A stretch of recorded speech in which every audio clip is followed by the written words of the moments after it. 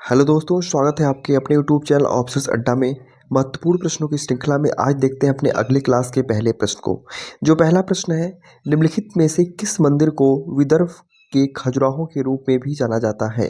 Option A Markandeshwar, option B Kailash, option C Manu Devi, option D Bhimashankar. जो इसका सही उत्तर होगा वह होगा ऑप्शन ए, यानी कि मार्कंडेश्वर को विदर्भ के खजुराहो के रूप में भी जाना जाता है। ठीक है, देखते हैं आज के अपने दूसरे प्रश्न को।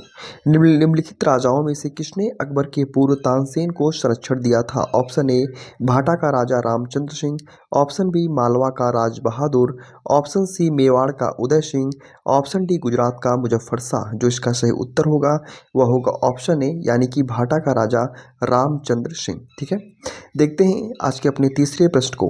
नेटिव मैरिज एक्ट किस वर्ष पारित किया गया था? Option A 1870, option B 1874, option C 1872, option D 1876। जो इसका सही उत्तर होगा वह होगा ऑप्शन सी, यानी कि 1872 में नेटिव मैरिज एक्ट पारित किया गया था।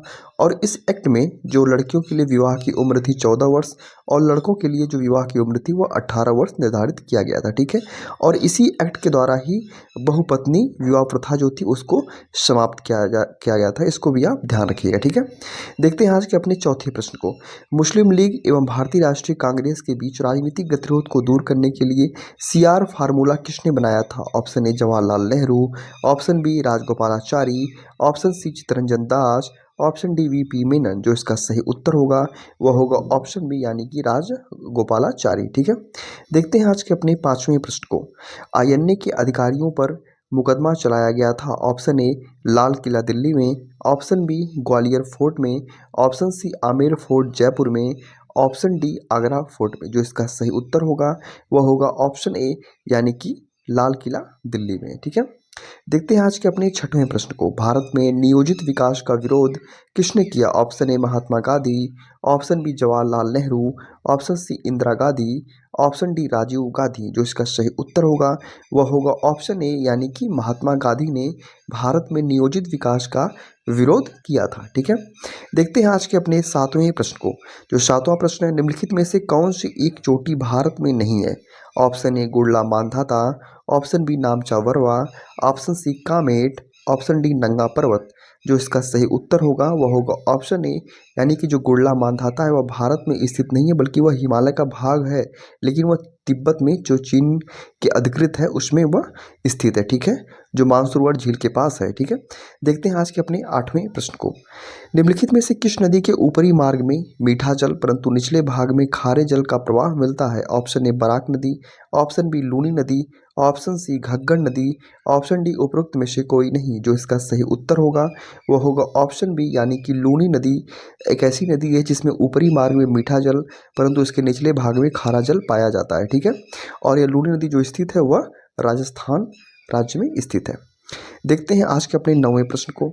मोरीबंद डेल्टा निम्नलिखित में से किस डेल्टा का उपविभाग है? Option A Krishna Godavari delta, option B Mahanadi delta, option C Bengal delta, option D Kaveri delta. जो इसका सही उत्तर होगा वह होगा ऑप्शन सी, यानी कि जो मोरीबंद डेल्टा है वह बंगाल डेल्टा का उपविभाग है। ठीक है, देखते हैं आज के अपने 10वें प्रश्न को। मणिपुर पहाड़ियों से घिरा इम्फाल बेसिन एक सुंदर उदाहरण है। ऑप्शन ए सरोवरी मैदान का, ऑप्शन बी लोयस मैदान का, ऑप्शन सी हिमनदीय मैदान का, ऑप्शन डी जलोढ़ मैदान का। जो इसका सही उत्तर होगा वह होगा ऑप्शन ए, यानी कि सरोवरी मैदान का जो है यह उदाहरण है। ठीक है, देखते हैं आज के अपने 11वें प्रश्न को।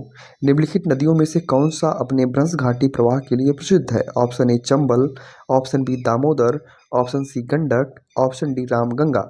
जो इसका सही उत्तर होगा वह होगा ऑप्शन बी, यानी कि दामोदर जो है वो अपने भ्रंश घाटी के लिए प्रवाह के लिए वो प्रसिद्ध है। ठीक है, और दामोदर नदी को जो है वो बंगाल की शोक नदी भी कहा जाता है।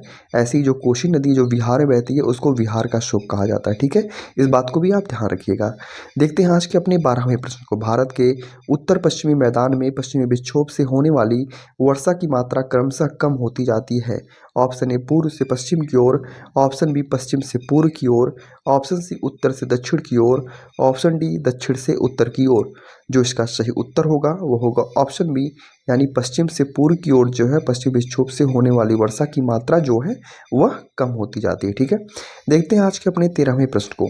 श्याम विवर होता है, ऑप्शन ए हवाई जहाज की उड़ान का अभिलेख, ऑप्शन बी सूर्य का एक धब्बा, ऑप्शन सी अंटार्कटिका की एक जगह, ऑप्शन डी सिमट गया तारा।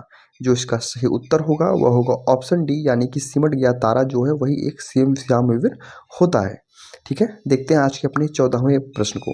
टेलीग्राफिक पठार हिस्सा है, ऑप्शन ए उत्तर अटलांटिक कटक का, ऑप्शन बी दक्षिण अटलांटिक कटक का, ऑप्शन सी हिंद महासागर कटक का, ऑप्शन डी इनमें से कोई नहीं। जो इसका सही उत्तर होगा वह होगा ऑप्शन ए, यानी कि उत्तर अटलांटिक कटक का यह हिस्सा है। ठीक है, टेलीग्राफिक पठार जो है वह उत्तर अटलांटिक कटक का हिस्सा है। देखते हैं आज के अपने 15वें और अंतिम प्रश्न को। निम्नलिखित में से कौन सा एल्बिडो से संबंधित है, ऑप्शन ए संचार शक्ति, ऑप्शन बी अवशोषण शक्ति, ऑप्शन सी उत्सर्जक शक्ति, ऑप्शन डी वापसी की शक्ति।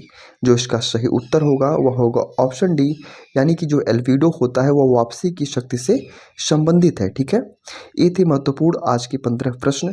अगर आपको किसी भी प्रश्न संबंधित कोई व्याख्या संबंधी कोई समस्या या फिर कोई आप जानकारी चाहते हैं तो आप कमेंट बॉक्स में ज़रूर पूछें। और अगर अभी तक आपने इस चैनल को सब्सक्राइब नहीं किया है तो चैनल को सब्सक्राइब ज़रूर कर लें।